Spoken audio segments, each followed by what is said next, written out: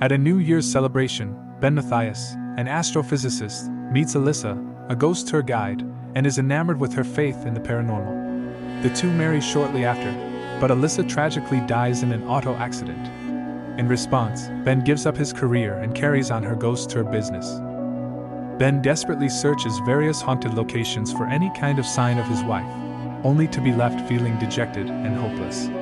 Years later, Gabby and Travis, a mother and son duo from New York, settle down into the mysterious Gracie Manor with the intention of setting it up as a B&B, not knowing what strange specters dwell within. Ben is visited by the priest and exorcist Father Kent, who requests Ben to photograph the ghosts of Gracie Manor. Despite his initial doubts, Ben soon finds himself being pursued by the ghost of a mariner that forces him to return to the mansion. Ben discovers that Gabby, Travis, and Ken have all experienced hauntings that sent them back to the mansion. So he and Ken decide to call on Harriet, who is known to have genuine supernatural abilities, then take blueprints of the mansion from Professor Bruce Davis, who specializes in haunted house history. In the end, they uncover a secret seance room. Harriet manages to make contact with the spirit of Gracie, who writes a message telling them to speak with Madame Leota, the renowned medium. But before they can carry on, a mysterious being drives Harriet from the house. Bruce soon arrives, and he too becomes the target of an eerie haunting. The gang remains at the mansion while searching for Leota's spirit. Ben ventures into the attic, where he encounters a spectral bride, and discovers a locked trunk. After further inspection, they uncover a crystal ball containing Leota. Leota shares that William Gracie acquired the large house and asked her to contact the soul of his deceased wife, Eleanor, each night for an entire year. As a result, hundreds of ghosts were unleashed into the mansion. Unfortunately, a malevolent presence convinced Gracie to take his own life, leaving Leota forever entrapped in her crystal ball.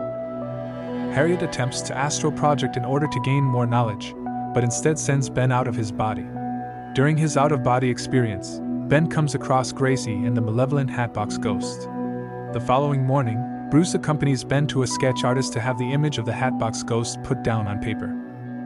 Alistair Crump was a wealthy heir who had experienced abuse from his father after his mother passed away, resulting in him being thrown out of the house. As an adult, he took his revenge on his old social peers for ostracizing him by murdering them. His own servants eventually beheaded him in a revolt. Ben, Kent, and Travis manage to escape Crump Mansion as the ghost of Crump locks it down. They later find Crump Manor has become a historical site. The mariner, who followed them, informs them that Crump will only escape if someone volunteers to take their own life and become the mansion's 1000th spirit. Travis uncovers Crump's hat, a necessary item to denounce Crump back to the underworld. Upon arriving at the Gracie residence, Ben and Ken manage to free Gabby, Harriet, and Bruce, but before they can use the hat, Crump incinerates it. In the meantime, Gabby reveals to Ben that Travis' father has passed away. Crump intends to manipulate Travis' sorrow to persuade him to become his last ghost. Ben encounters Travis and succeeds in convincing him to release his father, as they and Gabby challenge Crump in the cemetery. Ken manages to persuade the ghosts to abandon Crump and team up with them, and Bruce hands over a bit of the hat to Harriet, who casts Leota's spell to send Crump away.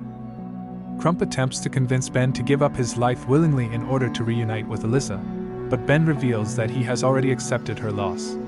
He then delivers a swift kick to Crump's face, sending him back to the underworld. Afterwards, several of the ghosts decide to remain at the mansion, now in peaceful unison with Gabby and Travis. Ben returns to his teaching job, and on his way out of his apartment, he pets the cat that has been lounging around his door, discovering its special name is Tater Tot, a tribute to his wife's passion for the snack. On Halloween, the gang get together at the manor to celebrate with the friendly spirits.